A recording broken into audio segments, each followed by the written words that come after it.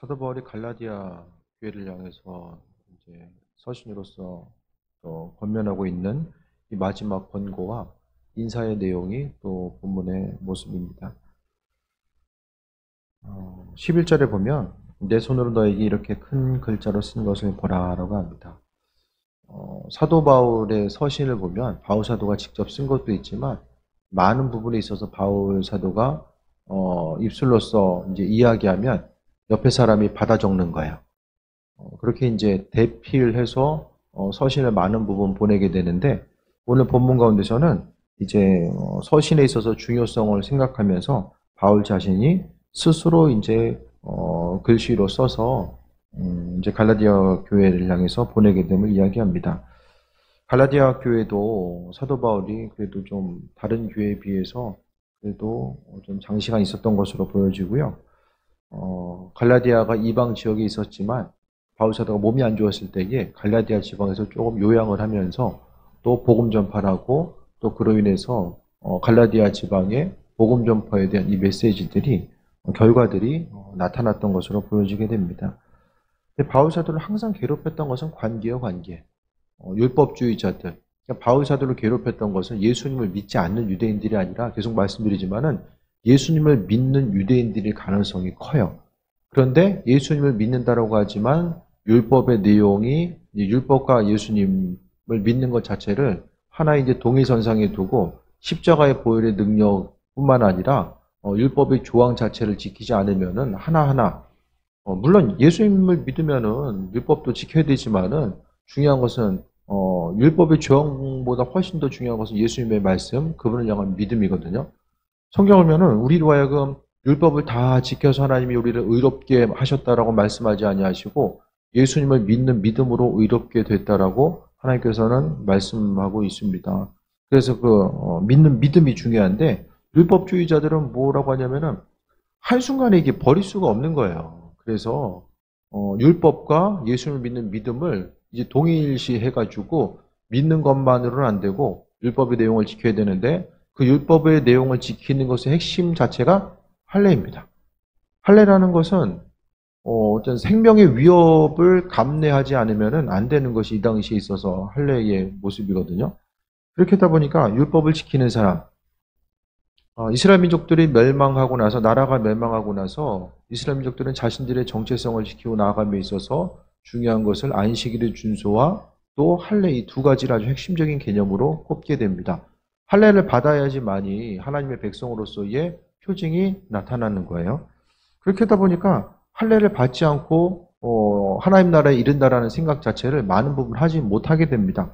그래서 바울 사도가 믿음에 의해서 구원받는다라고 이야기하면 나중에 바울 사도가 이제 머물지 않고 다른 곳으로 가게 되면 그곳에 가서 믿는 것만으로는 안 돼. 할례도 받아야 돼. 그렇게 이제 사람들의 마음을 이제 충동질하고 이제 가르침 자체를 왜곡시키는 일들을 하게 되는데 또 거짓 선지자들이 그러니까 그 성경에 보면은 이제 대적자들 갈라디아서를 통해 보면 이제 대적자라고 표현하는데 그 대적자들은 바울 사도의 가르침에 대한 그 불충분하다라는 것을 이야기하기 위해서 뭘 강조하냐면 바울이 사도가 아니다라는 것.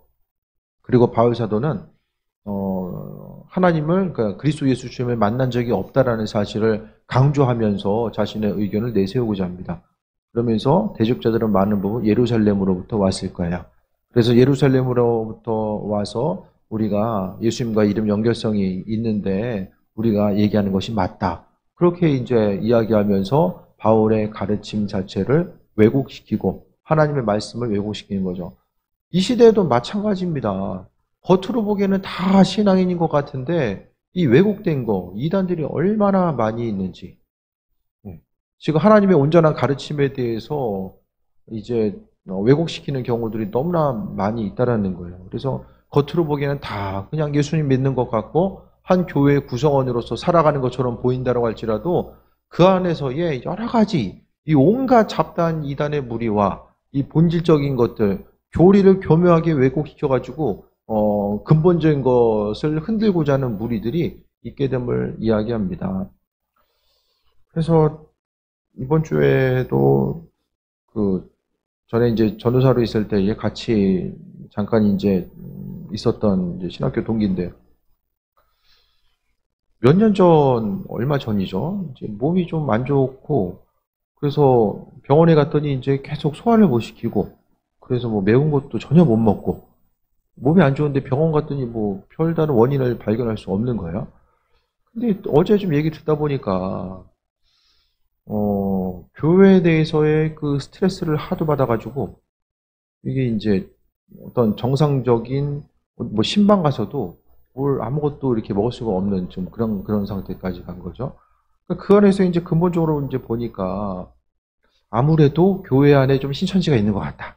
신천지 때문에 어려움을 경험했었는데 그런 부분이 이제 잡다하게 얽히고 얽혀가지고 또 담임 목회자의 이제 가르침에 대해서 이 갈라디아 교인들이 바울을 대적하고자 했던 것처럼 담임 목회자의 그 목회 방침에 대해서 이제 대적하고 또 움직이지 아니하고 교회 일들 자체는 다 담임 목사님 거의 혼자서 해야 되는 이런 상황들, 그런 여러 가지 이제 복잡한 상황들이 있게 되고 시간을 지나고 보니까 이런 좀 이단과 연결되어 있는 그런 상황들이 이제 비춰지게 되고, 그러니까 여러 가지 면에 있어서 극한 스트레스. 그러니까 바울 사도도 보게 되면 자신이 사도가 아니라는 것에 대해서 이제 공격하는 것 때문에 좀 그에 있어서 육신의 질병 또한 연결이 되지 않을까라는 생각도 좀 해보게 됩니다.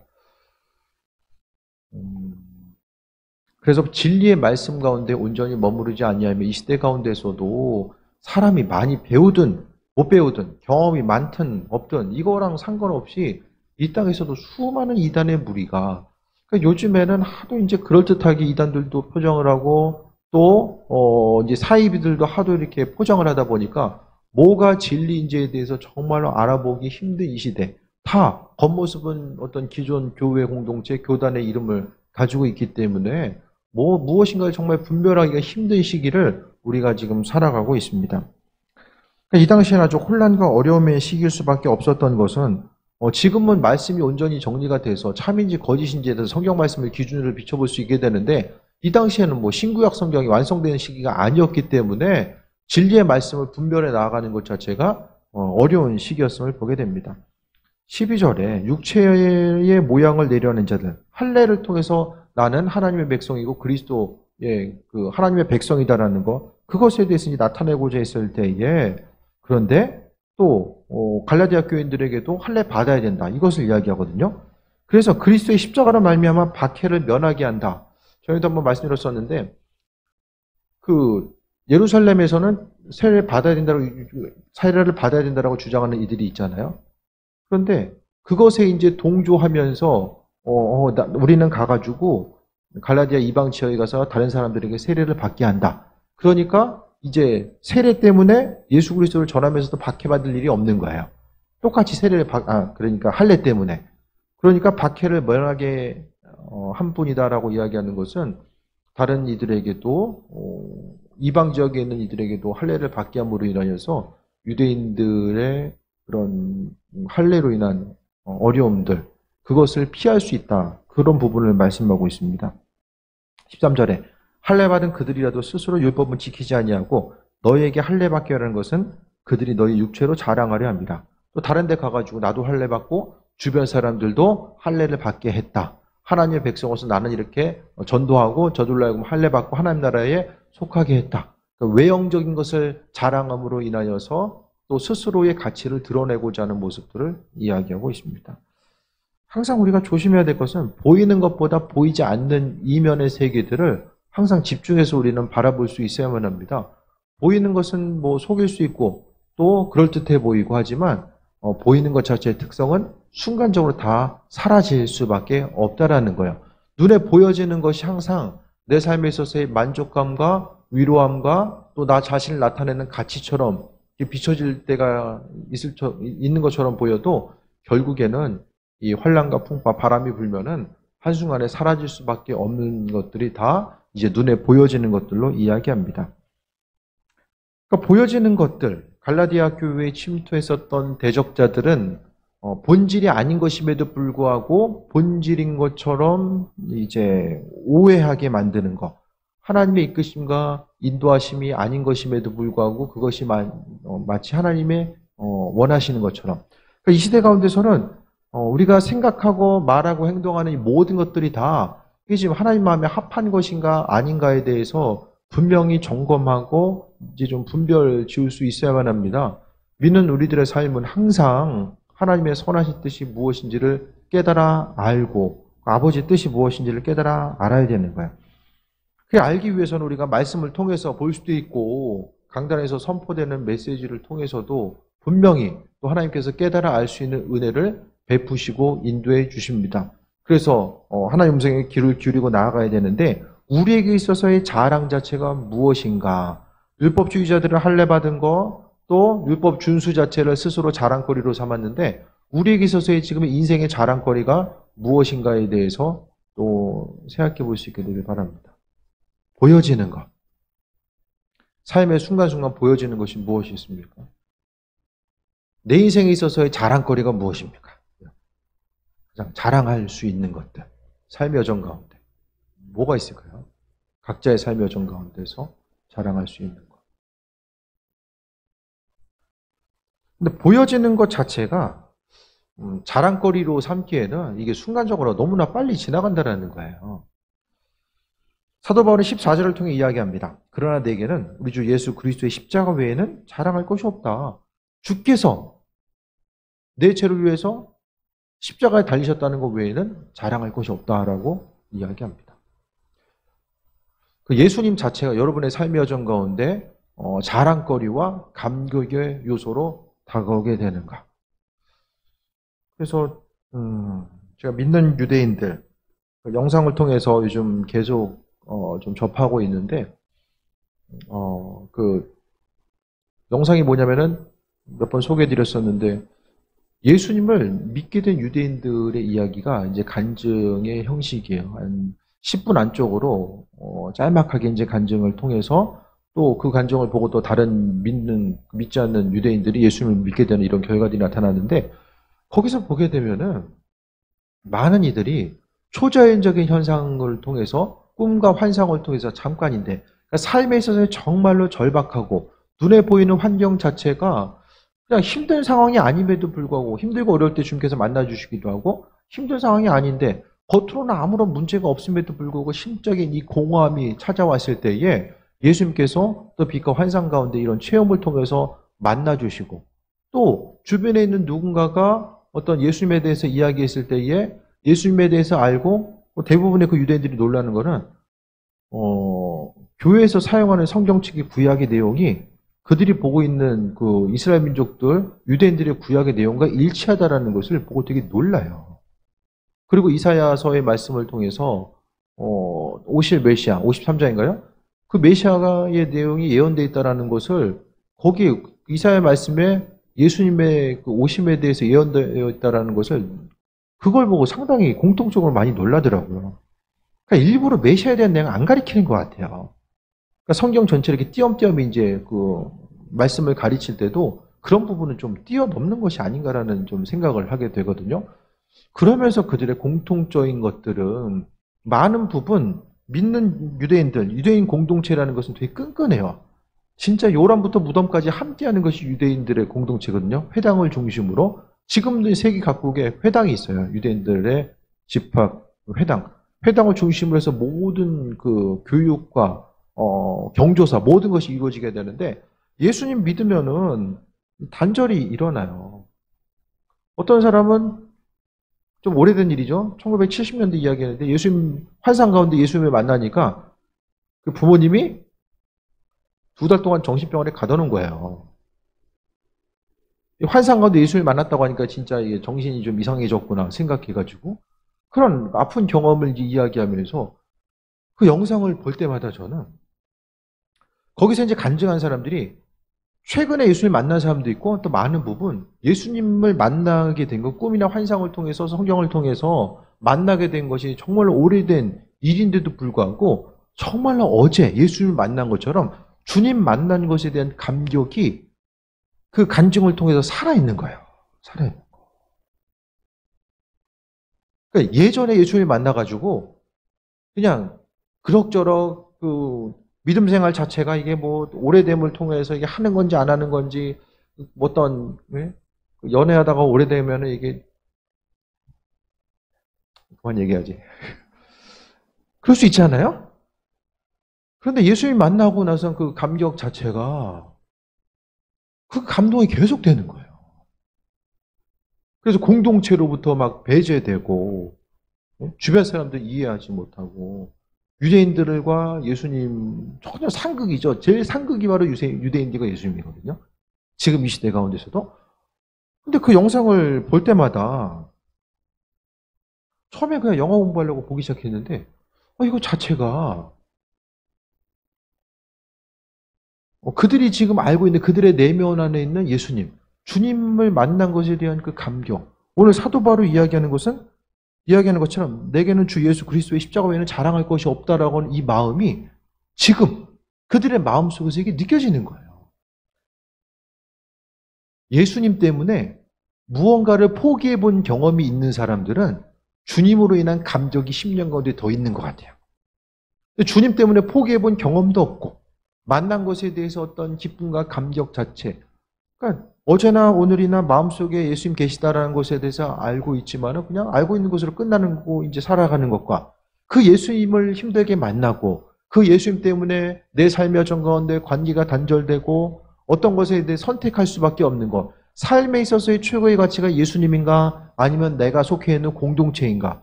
그것에 대해서 어느 한 부류를 선택할 수밖에 없었던 이 절박한 위치에 놓여있던 사람들에게 있어서 그리스도 예수는 자신의 전부를 내어드리고 살아가는 것. 물론 유대인들 가운데서도 예수님 만나고 나서 또 가족들 전도해가지고 같이 믿게 되는 경우들도 또 많이 있어요. 그런데 많은 부분에 있어서 공동체로부터 이제 벗어나게 되고 배제되는 이런 상황들에 대해서도 또 이야기하는 거죠. 그러니까 영상을 볼 때마다 주님께서 이 시대에도 살아계시고 그 감격을 가지고 예수님 자신이 삶에 있어서의 온전한 자랑이고 전부라는 것에 대한 마음의 감격을 가지고 살아가는 이들이 여전히 많이 있구나.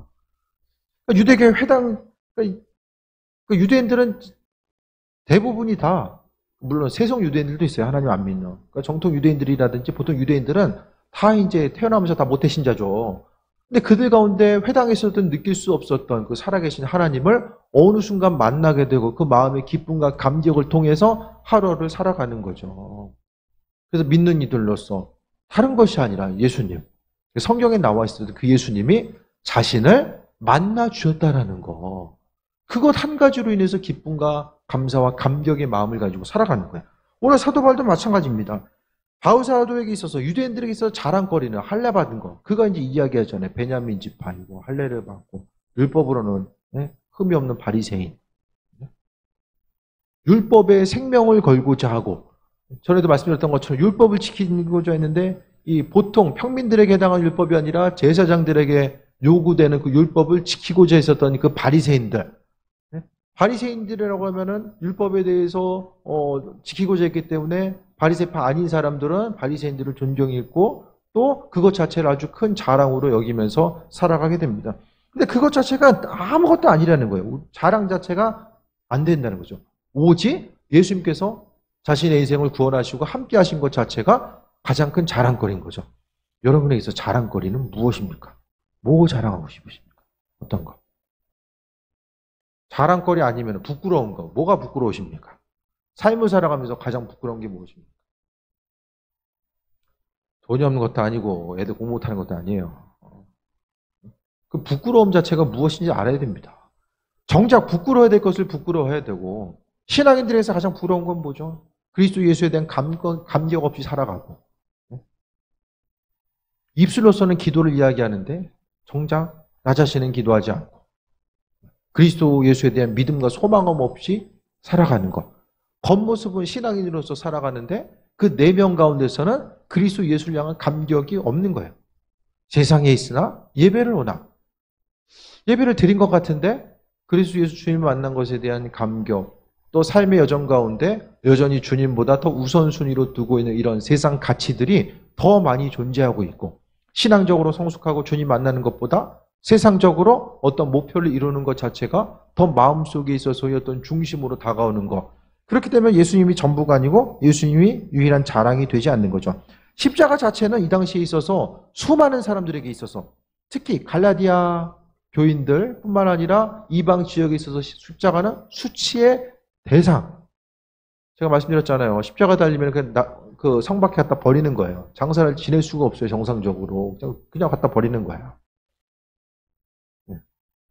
십자가라는 것 자체가 저주의 상징. 근데 사도 바울은 십자가 외에는 결코 자랑할 것이 없어요. 원래는 자랑할 게 많은데 이제는 예수님 자체, 그분을 만난 것에 대한 이 감격 자체가 무엇인지를 깨달아 아니까 그 이후로부터는 자신의 삶 속에 있어서의 절대적인 가치와 기준 자체가 달라진 것이고 그 예수님 자신이 심령 가운데 있으니까 삶을 살아감에 있어서 무엇을 해야 되고 하지 말아야 되는가. 많은 사람들이 기도응답이 안 돼가지고 예수님한테 실망했다라고 이제 이야기하고 실족하고 떠나는 사람. 가장 소중한 게 무엇입니까? 그럼 십자가의 감격, 그분의 은혜보다 영혼을 구원해 주신 것보다 더 중요한 가치가 있는 거예요.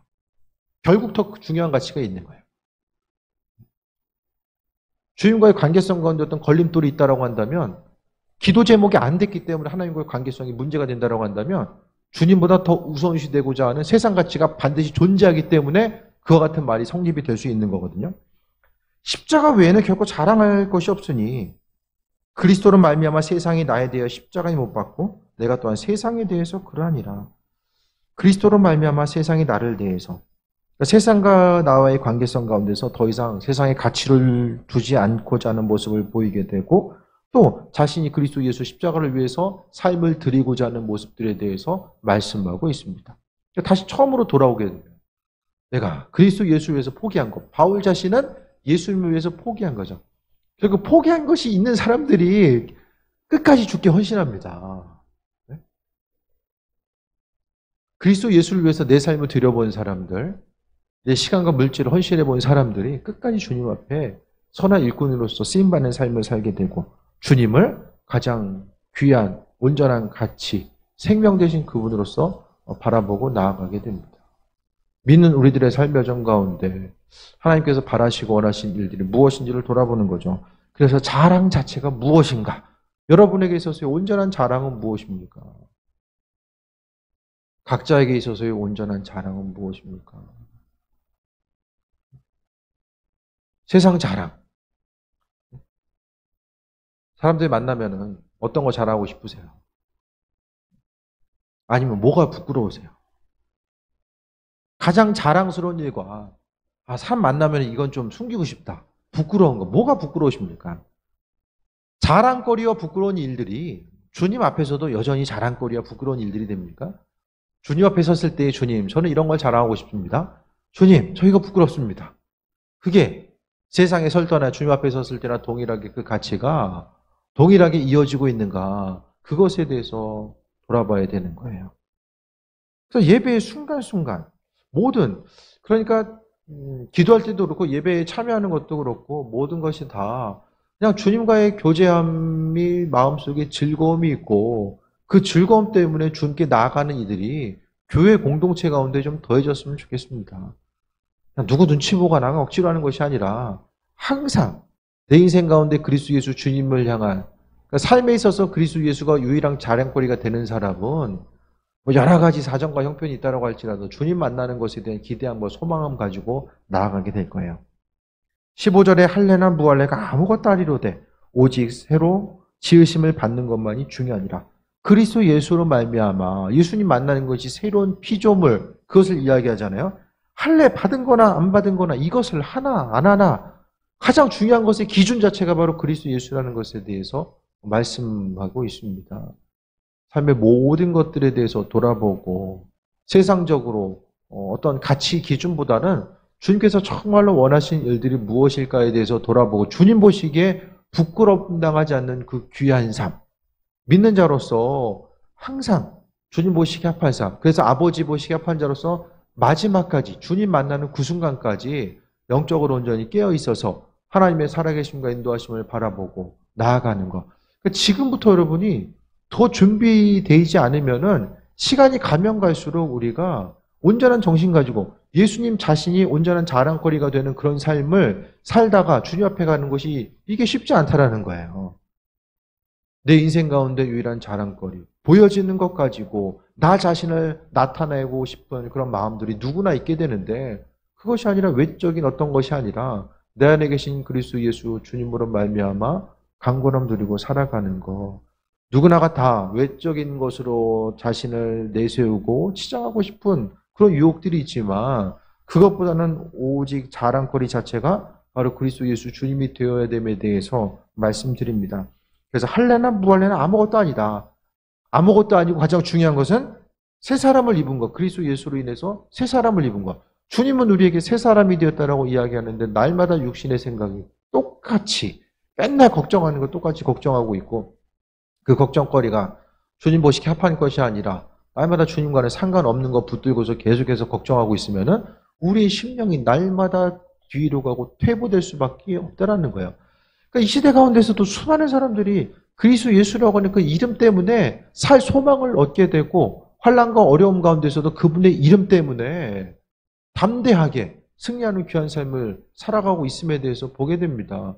그래서 주님께서는 마지막에 그리스도 예수 이름 때문에 경험하게 된 이 고난의 흔적에 대해서 찾으신다라고 말씀하고 있는데 지난 시간에도 말씀드렸던 것처럼 그 고난의 흔적을 찾으신다라고 했을 때에 우리의 삶의 정 가운데 말씀드릴 것들이 뭐가 있는가? 삶의 정 가운데 그런 부분을 좀 점검해 봐야 됩니다. 16절에 무릇 이 규례를 행하는 자에게와 하나님의 은혜와 하나님의 이스라엘에게 평강과 공률이 있을지어다. 바울 사도는 계속해서 서신을 통해서 위로와 축복, 권면, 또 행해야 될 것들, 하지 말아야 될 것들. 그래서 바울 사도의 그 설교의 핵심은 예수님, 그리스도 예수. 그분이 핵심이에요. 자신에게서 예수님이 어떤 존재이고 또 구원받는 삶이 무엇이고 이런 것 전체를 다 봤을 때에 예수님 자신이 어떤 분이신가를 이야기하고 있습니다. 그러면서 17절에 이제 덧붙여요. 이후로는 누구든지 나를 괴롭게 하지 말라. 바울 사도를 괴롭게 하지 말라라고 이야기하죠. 왜? 사도성, 사도 바울이 사도냐 아니냐 이거 가지고 좀 그만 좀 괴롭게 해라. 그러면서 이제 갈라디아서를 마치면서 그 얘기를 또 언급하고 나아가고 있어요. 사단은 끊임없이 사람을 괴롭히고 신천지가 하는 가장 잘하는 게 이간질이에요. 이간질. 사람 중간에서 이간질. 이간질이 이제 사단의 특징이죠. 이간질. 괴롭게 하지 말라라고. 보여지는 거 가지고 판단하고 평가하는 것이 아니라 그 안에서의 예수 그리스도. 보는 것으로 많은 사람들이 속거든요. 보는 것이 전부인 줄 알고 속으면서 살아갑니다. 관계성 가운데서 다 마찬가지예요. 보여지는 것 가지고 다 속으면서 살아갑니다. 제 친구도 교인이 장로님과 교인 사이를 이간질해가지고 참 여러 가지 고생을 많이 한 것 같아요. 듣는 게 참 안타까워요. 그렇게 이제 그 이단에게 쓰임받고 사이비한테 쓰임받다 보면 나름대로 열심히 사는 줄 알았을 텐데 나중에 이제 기다리는 거는 타오르는 지옥불밖에 없거든요. 되게 안타까운 거죠. 이게 한 번 세뇌당하면 벗어나기가 쉽지 않거든요. 다 뭐라고 이야기합니까? 주를 위해서 한다라고요. 그래서 주를 위해서. 예수님 위해서 한다고요. 사이비도 예수님 위해서 한다고 그러고 이단도 예수님 위해서 한다고 그러고 다 겉보기엔 다 예수님 위해서 하는 것 같아요. 정말 예수님이 무엇을 원하는지에 대해서는 별로 관심을 기울이지 않아요. 삶의 순간순간마다 말하고 행동하고 움직이고 반응하는 거 다 마찬가지입니다. 항상 아버지께서 바라시고 원하시는데 교회도 다 마찬가지거든요. 교회 공동체 가운데서도 어떤 것을 해야 되고 하지 말아야 되는 것 그것이 다 주님께서 무엇을 원하시는가 원치 않는가 그것에 대해서 우리가 중심 두고 살아가야 되는 거예요. 삶에 있어서 선택의 기준 다 모든 것들이 다 주께서 무엇을 원하시고 원치 않는가 눈에 보이기에 효율성과 합리성이 아니라 주님이 무엇을 원하시는가 17절에 내 몸에 예수의 흔적을 지니고 있노라. 예수님의 흔적이 무엇입니까? 복음으로 인한 고난의 흔적이죠. 그러니까 죽을 곳에 간 거예요. 보통 헌신했으면 내 안에 예수의 흔적이 있다라고 감히 이야기할 수 있겠습니까? 나름대로 삶을 드린 거예요. 바울의 여정을 보면 자신이 할 수 있는 최고의 헌신을 통해서 삶을 드린 거예요. 여러분의 각자의 삶의 여정 가운데서도 삶을 드리는 것. 교인들 보다 보면은 그런 생각 들게 하는 이들이 있어요. 아, 저 삶을 하나님 정말 기뻐하시겠구나. 그런 마음이 들게 하는 교인들이 있다니까요.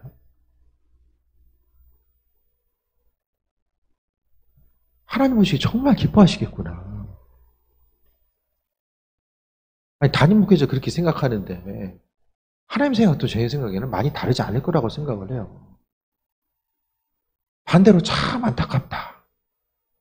저렇게 시간 보내면 안 되는데. 그런 마음을 들게 하는 이들이 있어요, 또.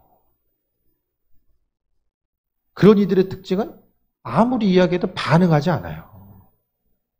죽은 사람 같아요. 반응하지 않아요. 뭔가 주님으로부터 마음을 받아서 조금 더 전달해야 되겠다는 생각 자체가 사라지게 해요. 그래서 계속 말씀드리지만 담임 목회자의 관계성이 조금 깊은 교제함이 좀 없다라고 하면 둘 중에 하나 생각해 봐야 돼요. 내 마음이 좀 굳어졌는가 아니면 알아서 잘하고 있는가, 이 둘 중에 하나예요. 마음이 굳어지면은 어떻게 더 이상 얘기할 바가 없어요. 부담되기 때문에 얘기할 수가 없어요. 더 이상 어느 순간이 지나가면 주님께서도 마음에 전달하라는 감동이 거기 어느 순간까지 주시는데 더 넘어서는 안 주시는 것 같아요. 거기까지인 거예요. 이런저런 얘기하지 않아도 알아서 말씀대로 살기 위해서 힘쓰고 마음에 중심 두고 나아가는 일도 있고, 반대 경우에 정말 시간이 없는데, 저분 정말 시간이 없는데, 이 부분 이렇게만 하면 주께서 은혜 더해 주시는데. 그래서 제가 이번 주에 몇몇 분들 다시 한번 말씀드렸었는데, 한일환 목사님 이제 거기도 계속 교회 가운데서 해마다 모여서 함께 기도하고 힘들고 어려운 과정이 있지만 그래도 주를 위해서 수고하고 헌신하며 어떤 문제가 있을 때 돌파하려고 하고 또 비전을 가지고 나아가는 이들이 계속해서 기도하고 나아가려고 하다 보니까 그 안에서 이제 얘기하다 보니까 열심히 헌신함에도 불구하고 육신적으로 문제가 좀 해결돼야 되는데 아직 해결되지 않는 그런 육신의 문제를 가지고 있는 일들이 있거든요. 그러니까 기도하지 않고 문제를 계속 안고 있으면 그냥 간단해요. 좀 기도를 더 해야 되는구나. 그렇게 생각하면 되는데 하나에 더 계속해서 신경이 쓰이는 거는 기도 열심히 하고 있는데 왜 이 문제가 조금 더 시원하게 해결이 안 될까? 그런 부분에 대해서 접할 때가 좀 어려움이 있어요. 그때 이제 같이 좀 이야기하면서 한 목사님도 이번 한 주간 좀 안식 주간 가지고 있었거든요. 그러면서 이제 저녁 시간 이야기하는데 둘 중에 하나다. 하나는 때가 안 된 거예요. 하나님께서 부어주실 때 요셉이 어떻게 합니까? 연단의 시간이 있었지만 때가 되니까 하나님이 세우시고 그를 존재하게 사용하시잖아요. 첫 번째, 가장 많은 예가 때가 안 된 거예요. 두 번째, 걸리는 게 있는 거. 하나님과의 관계성이나 담임 목회자의 관계성 가운데 걸리는 게 있는 거예요. 걸린다라는 것이 아주 쉬운 의미는 불순종이죠. 말씀이 주어졌을 때에 할 만한 것과 하지 않은 것은 안 해도 되는 것을 자르는 거예요. 주시 있는 그대로 순종하는 것이 아니라 이 정도는 그래도 할 만하구나. 항상 주신 것들 가운데서 순종하고 반응해야 되는데 그것을 가지고 재는 거죠. 이래저래. 계속 고민하는 거예요. 그래서 고민하면서 할 만한 것은 하고 힘든 것은 안 하고. 이런 부분들이 계속되면 이게 끝나질 않는 거예요. 풀리는 것도 없고 안 풀리는 것도 없고 계속해서 끝없이 이어져가는 이런 환난과 어려움들이 계속되는 거죠. 하나님께서 하나님의 사람으로 변화시키기 위한 뜻. 근데 시간이 이제 계속 흘러가게 되잖아요. 먼저 돌이키고 하나님과의 관계성 가운데서 쓰임받고자 했을 때 시점 가운데 지금 존재하게 쓰임받고 해결받는 것과 시간이 나중에 흐르고 또 흘러서 나중에 그것이 무엇인지를 깨달아 알아서 관계가 해결됐을 때에 쓰임받을 수 있는 분량 자체는 점점 더 작아지는 거예요. 신학교 동기분이 있는데 들려지는 얘기가 이제 내년인가 정년은퇴 한다는 거예요. 정년은퇴. 신학교를 늦게 들어온 거예요.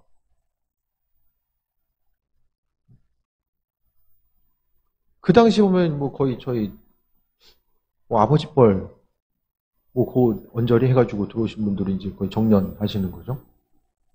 늦게 부름받으니까 시간 자체가, 쓰임받을 수 있는 시간 자체가 짧은 거죠.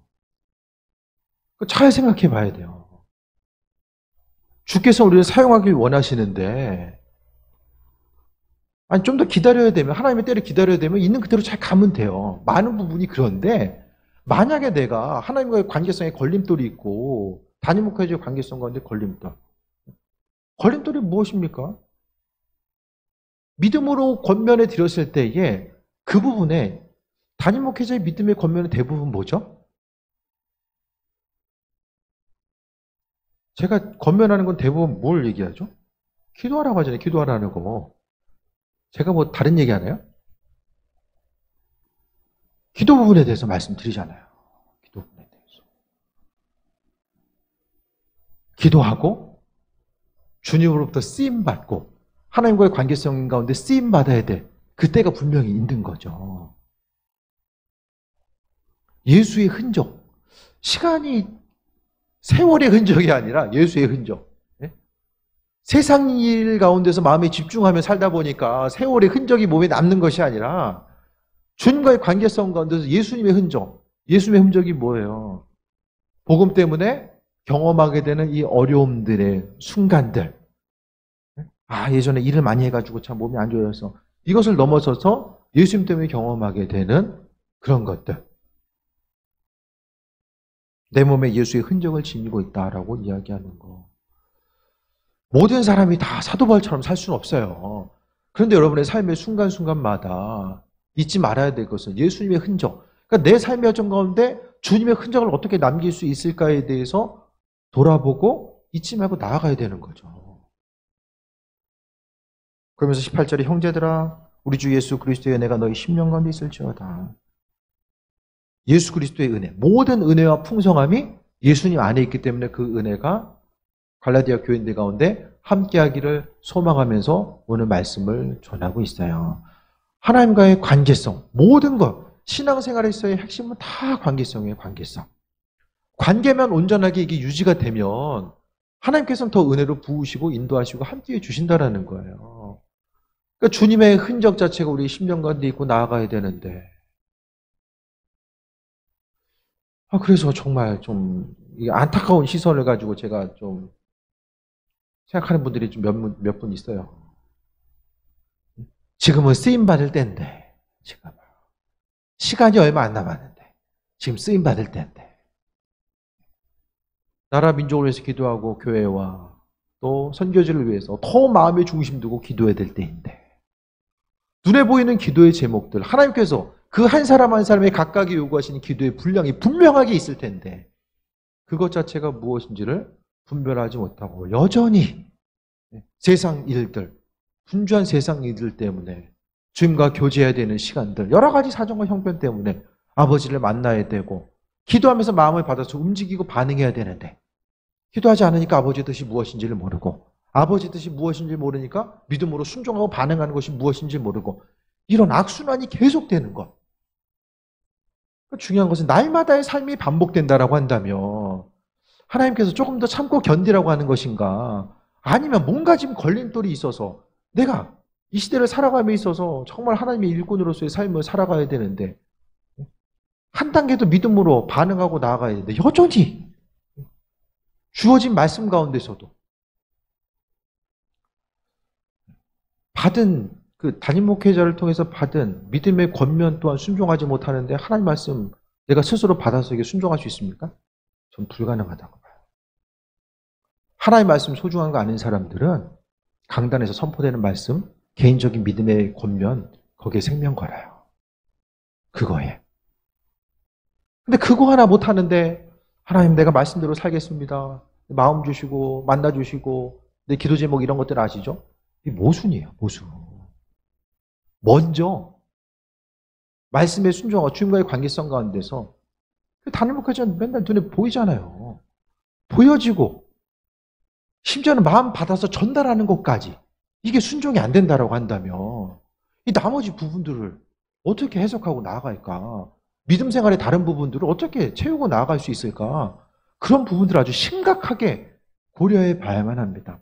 오늘 본문 가운데 사도 바울에게 있어서의 아픔은 더 이상 갈라디아 교인들이 믿음의 권면에 반응하지 않고 심지어는 바울 사도의 사도성까지 의심하는 그 순간 그것을 바라면서 누구든지 이유는 누구든지 나를 괴롭게 하지 말라. 내 몸에 예수의 흔적을 취합니다.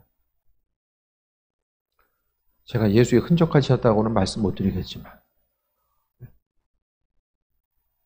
좀 반응하시고 그게 먼저 선행돼야 됩니다. 그거 반응 안 하면요 제가 말씀을 드릴 수가 없어요. 드릴 수가 없어요. 진짜 할 수가 없어요. 그냥 강단에서 다 들으시라고 그냥 간접적으로는 선포될 수 있을지 모르겠지만 직접적으로 반드시 필요한 말씀 이 부분들이 전달될 수가 없어요. 그런 부분들이. 관계에 단절이 일어나거든요. 날마다 보고 인사한다고 그냥 관계성이 되는 것이 아니라 담임 목회자의 관계성은 삶을 통해서 힘든 일이 있을 때 기도 제목을 나누고 또 어떤 일을 결정하고자 했을 때 주의 음성을 함께 기도하고 결정하고 또 기도하다가 받은 마음의 감동이 있을 때에 이것에 대해서 담임 목회자로 하여금 마음문 열고 이거 빨리 전달해 줘야 되겠다. 그런 마음이 들게 되는 것. 그게 아니면 마음 주셔도 이게 이제 얘기해봤자 이게 부담만 되지 이렇게 되면 이제 관계가 어려움이 생기는 거예요. 하나님의 뜻과 인도하심 가운데 우리가 살아가며 있어 우리의 인생 가운데 자랑은 무엇입니까? 목회자에게 있어서의 자랑거리는 교회 크기가 아니라 성도들의 성숙도예요. 예수님과 얼마나 친밀한 관계성 간에 살아가고 있는가. 그게 바로 이제 목회자의 자랑거리입니다. 얼마나 많은 교인들이 모이고 그게 아니라 얼마나 주님과의 더 친밀한 관계성 가운데 있는가 교인들이. 작년보다는 재작년보다는 얼마나 친밀한 가운데 주님 만나고 있고 말씀대로 살기 위해서 발버둥 치고 그 은혜 가운데 살고자 하는가. 그것이 바로 상급이고 여러분은 뭐예요? 여러분 자신이 그렇게 삶을 사는 것과 또 여러분의 자녀들을 그렇게 양육하는 것과 주변 믿지 않는 사람들을 향해서 또 복음 전하는 것이 여러분의 인생 가운데 상급인 거죠. 내게 붙여준 사람 내가 책임져야 되는 거예요. 내게 붙여준 사람들 그게 자녀이든 이웃이든 누구든지 간에 주님의 흔적 그 예수님 때문에 때로는 실족하고 어려움이 있고 고난 가운데 있다라고 할지라도 내 안에 예수의 흔적이 있다라고 하는데 그것 자체가 바울이 이야기하는 자랑거리입니다. 육신의 그리스도 예수의 십자가 고난의 흔적 이게 다 동일한 언어를 이야기하는 것입니다. 삶의 순간순간 다른 것이 아니라 고난의 흔적 그것을 주님께서는 찾으신다라는 것에 대해서 생각하고 주의 음성 듣기 위해서 날마다 마음의 중심을 두고 나는 지금 주님과의 관계성이 지금 어떠한 상태에 있는가 점검해 봐야 돼요. 신앙생활은 주님과의 관계성은 날마다 돌아봄의 연속인 것 같아요. 주님 기뻐하신 삶의 모습을 오늘 하루를 살았는가 내일 하루의 삶을 어떻게 살 것인가 날마다 돌아봄의 연속이 아닐까라는 생각을 해보게 됩니다. 하나님께서 날마다 삶의 여정 가운데 은혜 베푸시고 인도하신 이유에 대해서 또 다시 한번 돌아봐야 되고 내 몸에 예수의 흔적을 지니고 있다. 여러분 예수의 흔적이 여러분의 심령 가운데 어떻게 존재하고 있습니까? 예수님 때문에 손해보는 면이 없다라고 한다면 흔적이 없는 거죠. 여전히 예수님 통해서 더 많은 건 누리고 싶고 더 편하고 싶고 그럼 예수의 흔적을 가질 수가 없어요. 주님 때문에 불편한 것도 없고 감내하는 것도 없고 그럼 예수의 흔적이 우리 심령 가운데 어떻게 있습니까? 삶의 여정 가운데 내가 그리스도 예수를 위해서 내 삶의 여정 가운데 무엇을 어떻게 할 수 있을까? 다시 한번 돌아보시고 하나님과의 교제에 의하면 이 통로가 끊기지 않게 되기 위해서 더 마음의 중심 두고 그 은혜 가운데 나아가고자 하는 존재한 삶을 살아가야 됩니다. 항상 그리스도 예수, 주님의 은혜, 우리의 심령 가운데 그리스도 예수의 그분의 흔적이 있고 우리의 육신에 우리 심령 가운데 온전한 자랑거리가 바로 그리스도 예수 주님이 되어서 날마다 새해 먹고 달려가는 삶, 도심과 교제함이 날마다 더해지게 되길 주의 이름으로 축원드립니다. 기도하겠습니다. 아버지의 사랑에 감사합니다. 날마다 반복되는 삶의 여정 가운데서도 그리스도 예수 주님이 있지 않게 하시고 내 삶에 있어서의 온전한 자랑이 세상 것이 아니라 그리스도 예수 주님 되게 원합니다. 보여지는 것에 마음 중심두지 않게 하시고 오직 생명 대신 그리스도 예수께 마음이 중심두고 나아가게 하여 주옵소서. 아버지의 크신 사랑에 감사합니다. 예수님의 이름으로 기도드립니다. 아멘.